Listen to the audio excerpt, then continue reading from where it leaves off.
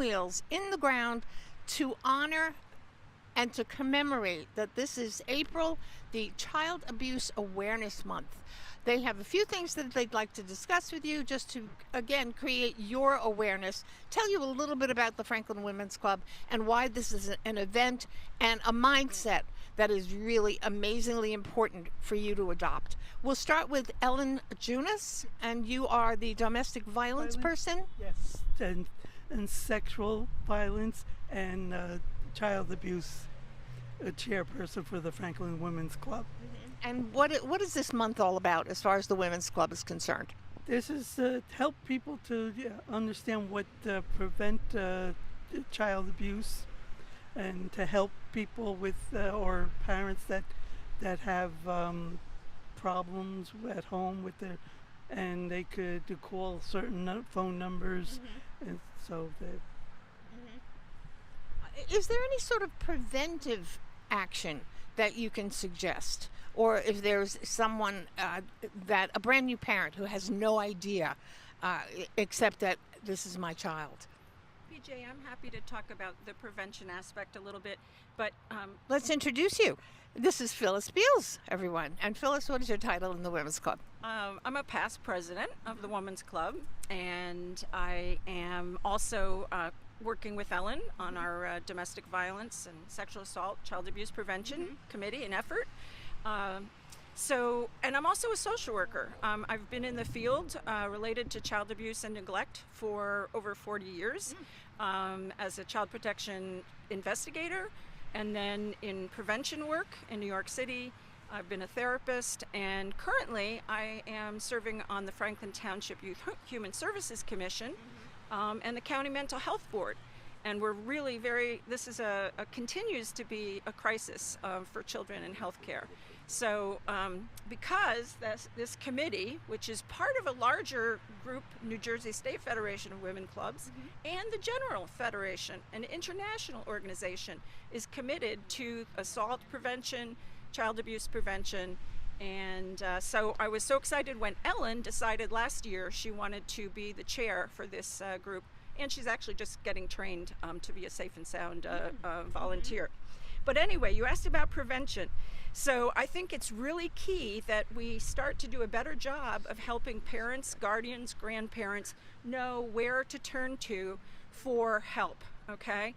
Because yes, we are all required, I just found this out yesterday, I didn't know that as citizens, residents, we are mandated reporters. Teachers, we think of teachers, doctors, police, medical personnel as mandated reporters. But we as residents also have a responsibility.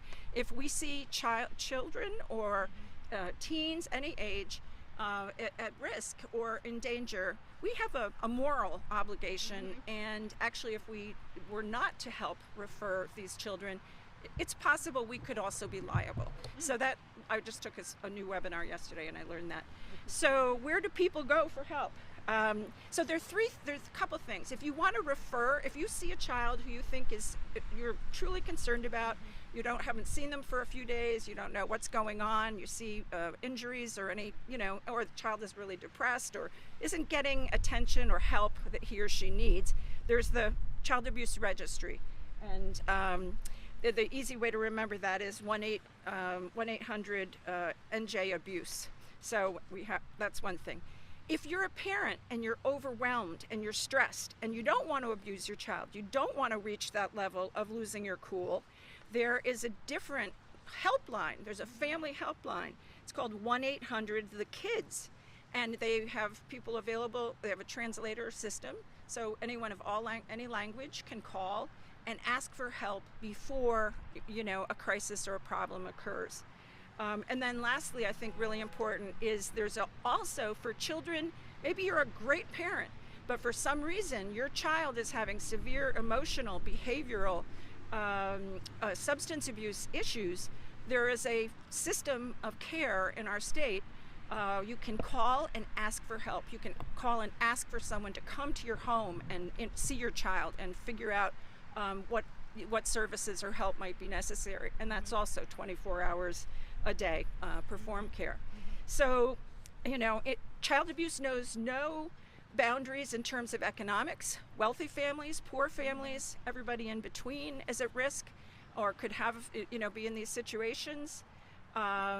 It also crosses, different faiths, no faiths, whatever. No one is really, immune from potentially, being in that situation.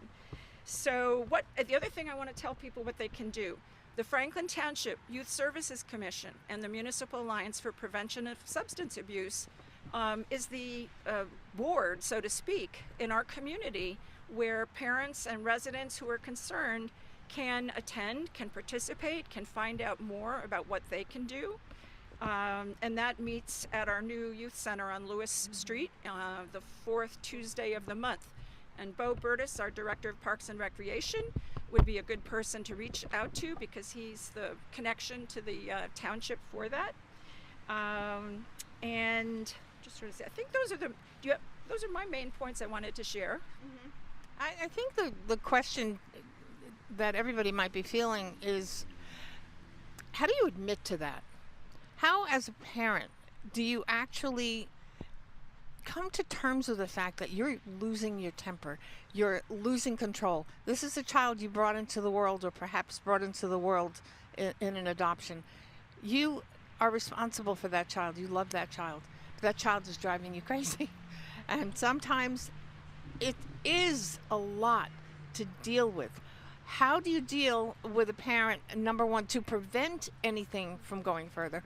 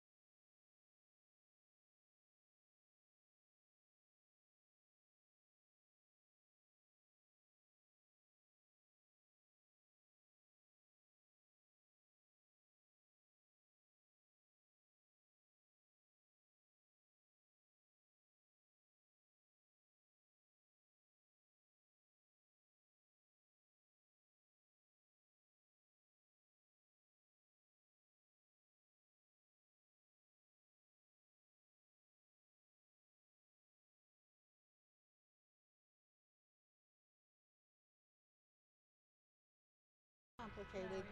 We want to talk about the fact that this is the month that we call attention to this, and we see that this is planting of the pinwheels. What's the significance of the pinwheels? And then we can talk more about some of the programs. And I think the most salient